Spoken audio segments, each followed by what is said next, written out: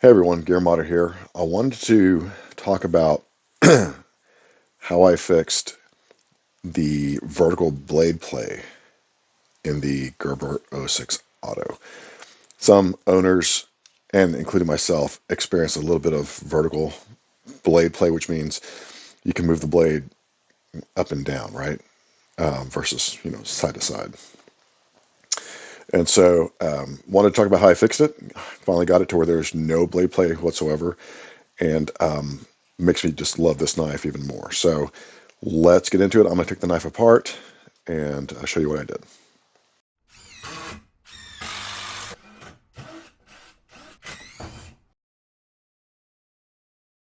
All right, when you're taking the knife apart, be really, really careful. Um, Obviously, you don't want to cut yourself. So what I'm going to do is, and I talked about this in my last video, you need different bits to take the screws out. All right, let's take the knife apart. I'm going to start by removing these three screws here.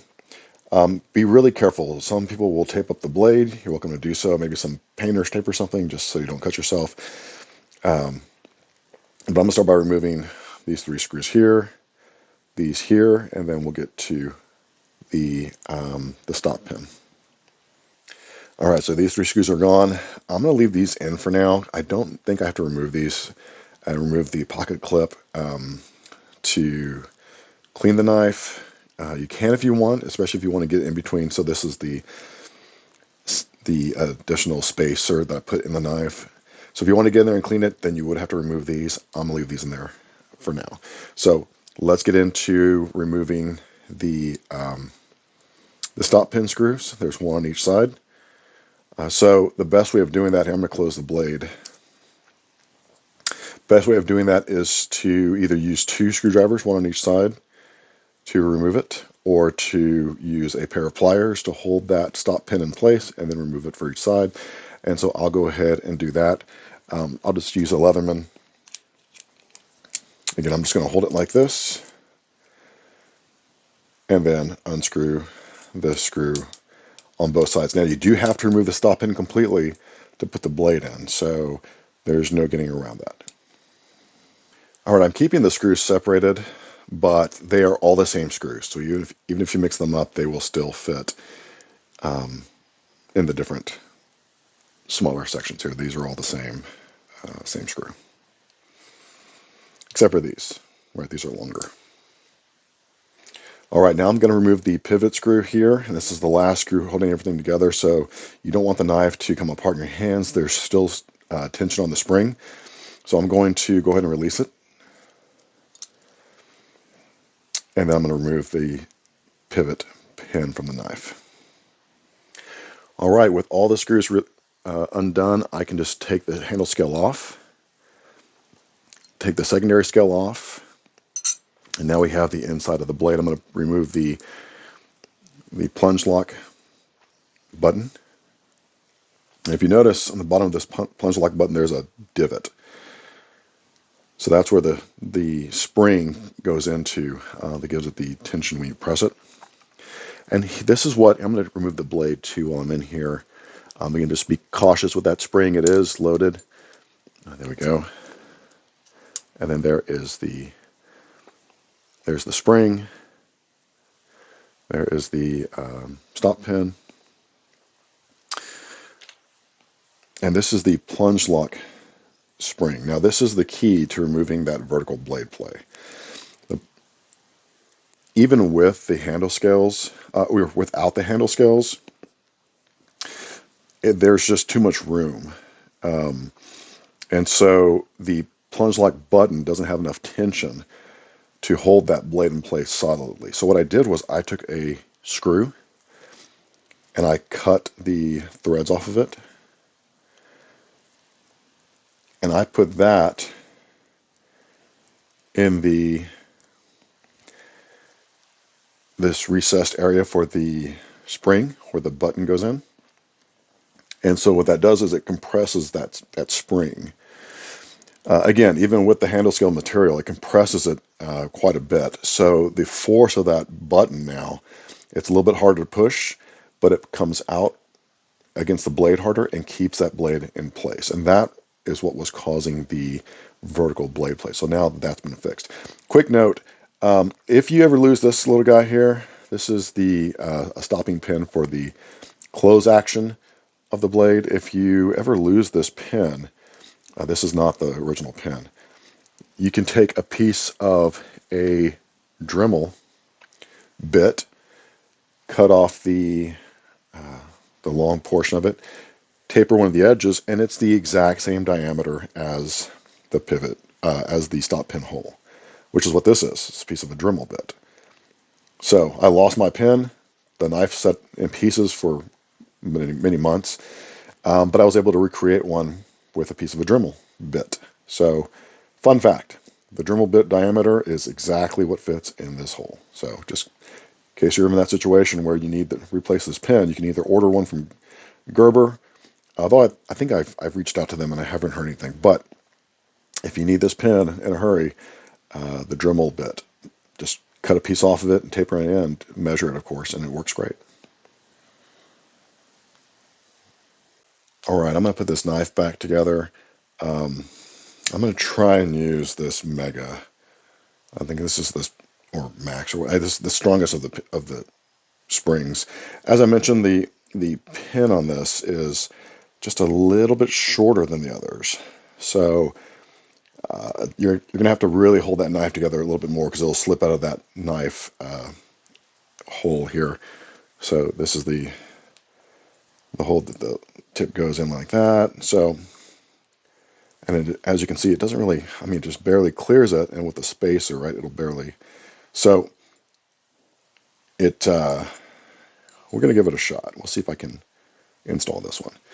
I'm going to video installing it, so this might take a little bit of time, but I had some questions on how to hold the spring in place when you're putting the knife back together.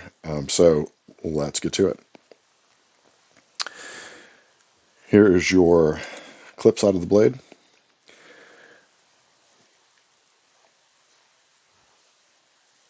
All right, so I'm going to take the pivot pin with the bushing on it. And I don't actually know what that bushing does, what its functionality is, but I'm sure it serves a purpose. I'm going to put it into the handle scale. You're going to have to adjust the orientation of that pivot pin here in a little bit, so be mindful because it does have a flat piece on it, a flat section on it. Okay. Make sure that as you're putting the knife together, you keep this flush to the handle. Super important. I'm going to try and put, like I said, this stronger spring in here and see if I can make it work.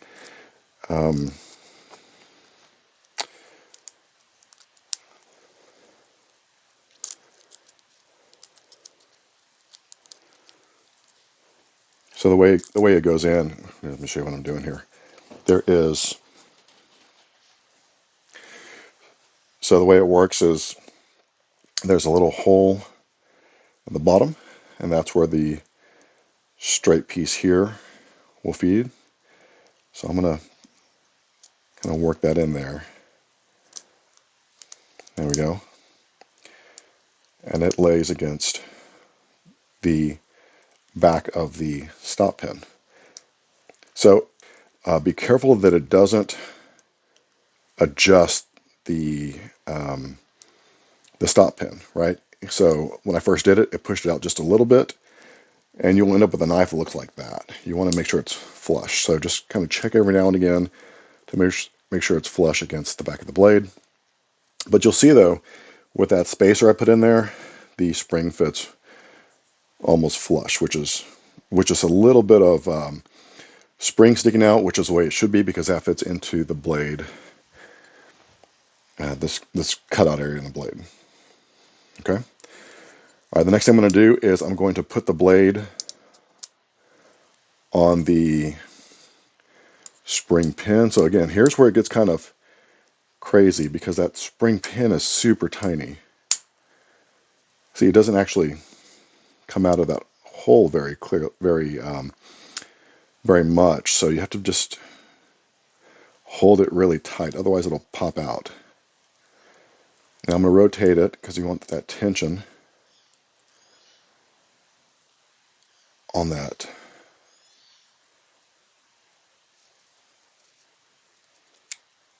See, it's not even grabbing it.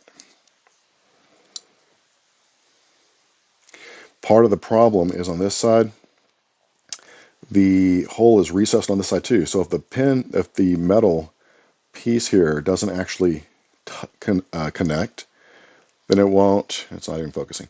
Then it won't. Then it won't grab. So more things to think about. All right. So here's what I did. This is the max or mega spring, whatever the strongest one is on the knifekits.com. But I took my Leatherman and I bent that pin out just a little bit to give it. I just barely needed that clearance.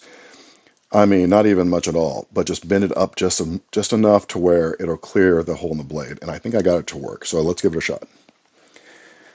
Because it just needed. There we go. You see the pin coming out? That's what you want. Not as much as the other one, but still it's enough to catch so that I can bend. See, there it goes. And I can bend this up. Like this. Now, as I'm doing this, I can feel that back piece wanting to come out. The pivot pin wants to come out. So I'm going to put the stop pin in place. There we go. I'm going to hold that blade there. See if I can do this without popping in my hand. But this piece right here wants to come out. It wants to dislodge or become uneven with the handle. So make sure you keep tension on that piece. All right, here we go. This is where it gets a little more difficult.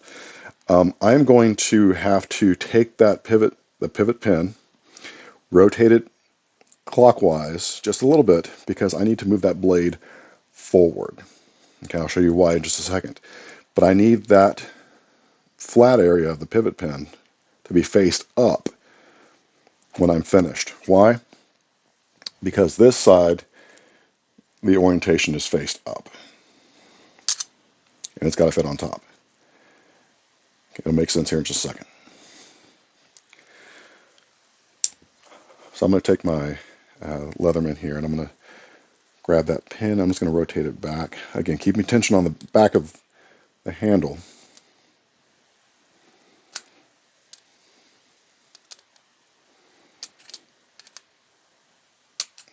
It's actually harder to do this on camera than it is off camera. Something like that. See, now the flat area is rotated clockwise. All right, now I need to rotate the blade. See, that's why I wanted to do that. Now the blade, now it is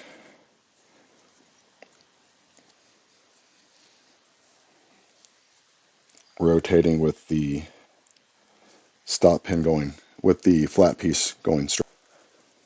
All right, let me let it down.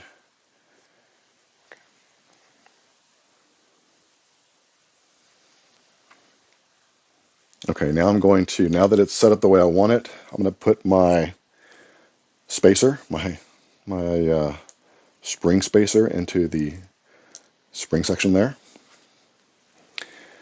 I'm going to put the spring on top of it, like this.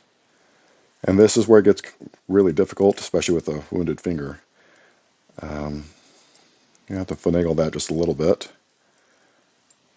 I think it's magnetized a little bit too, so there's that. And then here's the pin. So I need to put this is the plunger button. I'm going to put this on top of the spring. Let's see if I can get this pin on here.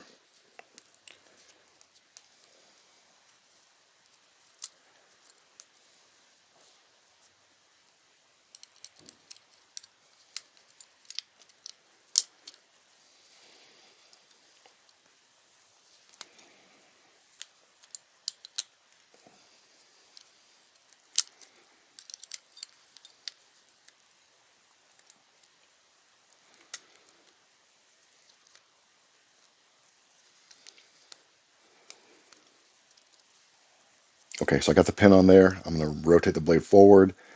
It locks that button in place, and that's why I do that. Okay, there it is. The push button is locked in place. We're looking good.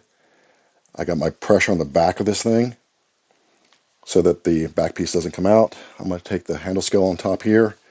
Well, before I do that, I'll have to start all over again. Let's put this stopping pin here in the back. Need some light.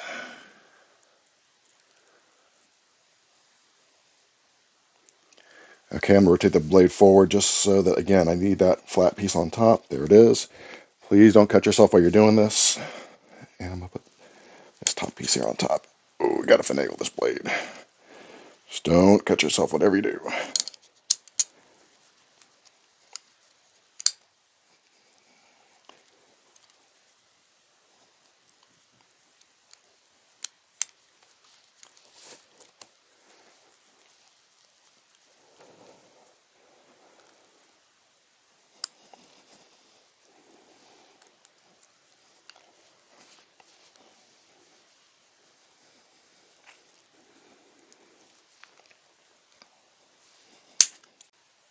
All right, so full transparency, it's been like almost an hour trying to get this thing back together. With that mega spring, it's super difficult to get the plunge lock button back in, and the reason why I had the blade tilted, as you saw as I stopped recording, is because you have to tilt the blade like so to keep that plunge button down. That's what holds it down to put the scales on. Otherwise, that plunge button will eject. So you have to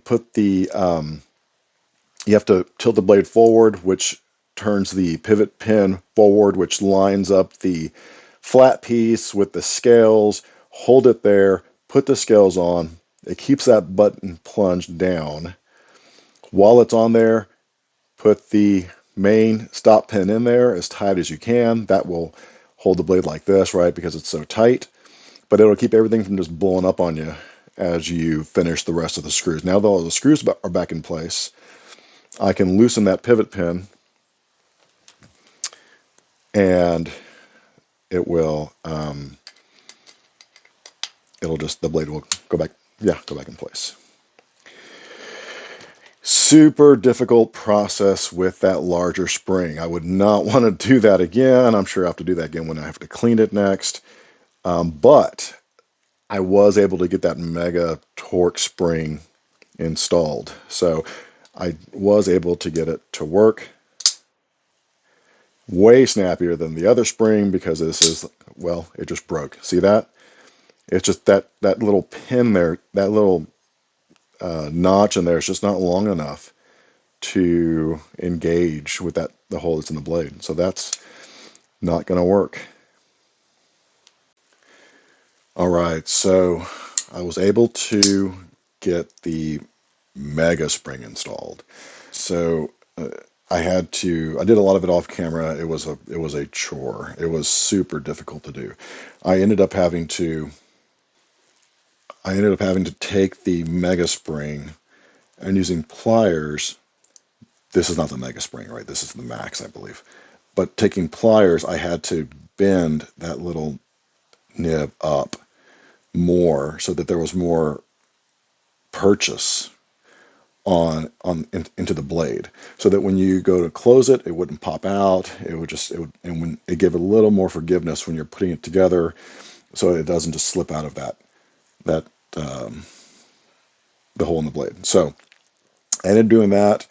It was a little too long. Again, it's super difficult to do with pliers, so I had to Dremel it off just a little bit.